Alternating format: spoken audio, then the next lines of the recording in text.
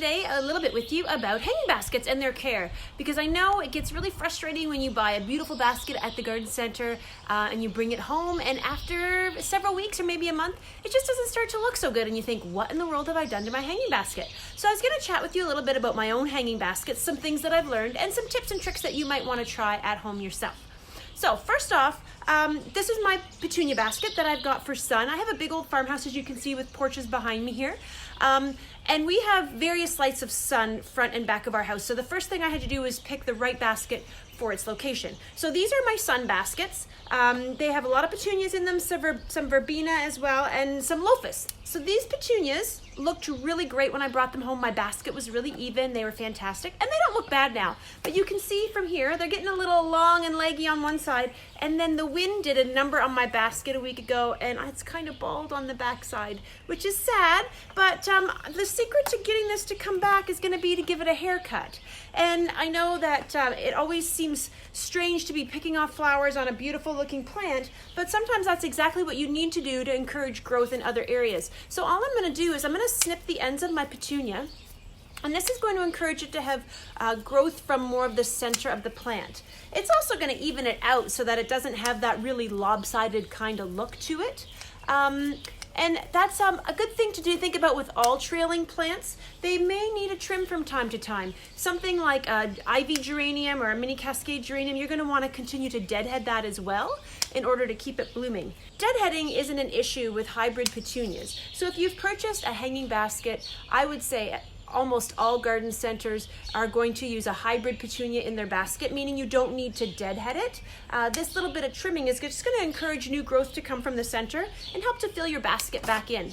The thing that hybrid petunias do need is regular fertilizer. Now, at my home, because I spend so much time in my yard gardening and want to keep things looking really good, I've actually installed an irrigation system that has a fertilizer injector built into it. Now, a system like that is a decent investment and takes a fair bit of time for installation. I have a pretty handy husband, so I lucked out in that department, and he was able to rig things together for me. You can buy a system like I have, similar to it at, say, a big box garden center like Home Depot or Rona. They have irrigation systems that you can certainly install. I don't know of any independent garden centers in my area that have them, but it may be in some of the bigger cities that they would also have them at an independent garden center. But yeah, like I said, you really just need to make sure that you do give them a little haircut to promote growth and that you're fertilizing them very regularly. So as I mentioned before, if you've bought a pre-made basket at a garden center, chances are really good that it's going to be planted with hybrid petunias, a wave type petunia. Another name you might hear is a supertunia. Those are all the prolific growing petunias that will keep flowering without deadheading. So that's just a word of advice. If you decide to plant your own baskets, and I actually did plant these up myself, they're a mixture that I created. Definitely going to work on improving my recipe a little bit for next year. But if you're planting your own basket, make sure you do buy those proven winter type wave, other varieties like that are prolific growing, that don't require deadheading, and that'll keep looking great all summer long. And again, the real secret to having those good looking flowering petunias is fertilizer. I really recommend Jack's Petunia Feed. It is a product that you may not find at the big box stores. It's more of an independent garden center product. It's a water soluble fertilizer. I use it in my injection system, but of course if you're watering with a watering can, you just need to make sure you apply it regularly. So you have a couple options with water soluble fertilizer, and this goes as well with Miracle Grow, any sort of bloom booster. You can either mix it at the strength that's recommended and use it once a week or once every 2 weeks, preferably once a week, or you can mix it at a diluted strength and water with it every time, so you don't have to try to remember when the last time was that you watered your hanging baskets. So two kind of options there as far as fertilizing going. But really, it's important that you either use a bloom booster or, like I said, my preferred would be Jack's Petunia Feed. So the other thing I mentioned at the beginning of my video, and I just want to go back to this, is it's really important when you're picking a basket for your home that you think about where it's going to go as far as how much sunshine it's going to get. So because I love petunias, for a long time, I tried to plant petunia baskets around my whole house. I have actually enough porch area that I've got 12 spots for hanging baskets. I'm a lucky girl. And I tried to hang 12 petunia baskets, which did not work so good because half of my baskets didn't get anywhere near as much sunshine due to the shade trees at the back of our property. So instead this year I did another basket that I'm just gonna grab here. Hold on one second. I'll put this one over here. and grab my shade basket for you. So this is my shade baskets. A beautiful mixture of, let me just lift it up a little bit, begonias here, and I have some Torrenia and some Lysmachia. Also, I don't have to deadhead my begonias, which is a definite win for me. I do sometimes pick off the dead flowers just because they get kind of unsightly looking and I just want to get rid of them, but it doesn't really make that much difference in promoting the growth of new buds. They'll drop the flowers naturally, but I do pull them out from time to time. And same thing with the Torrenia. It's gonna flower probably a little better if I just pull off some of those dead flowers once in a while.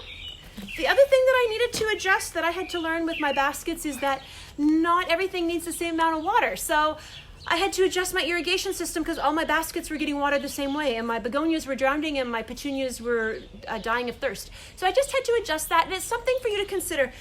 When you're watering by hand, it's actually really easy. Just stick your finger in there, and if it comes out with some moisture on it, then you know your basket's okay. It really doesn't need watering.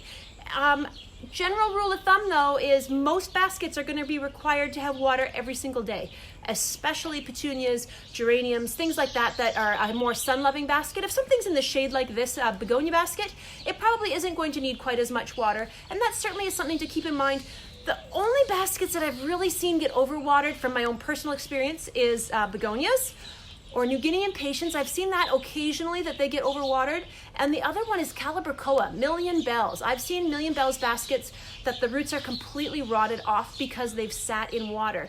If you end up doing that, if you overwater a basket to the point that the roots sit in water and they rot off, there's no recovering from that. Unfortunately, once those roots are rotted off, you're kind of cooked. If you miss watering for a day and things get wilted, chances are pretty good that if you water them, they're going to pop back up and start to look okay again. You may have to cut things back a little bit if it's been really dry, but for the most part, plants are pretty resilient, and unless you completely fry them by not watering them, they will bounce back if you just miss a little bit of watering. So those are my big tips for hanging basket care, especially as we get on into the summer and things change up as they go into the heat of summer. Make sure that you give your petunias, verbenias, geraniums, those sorts of things a little trim.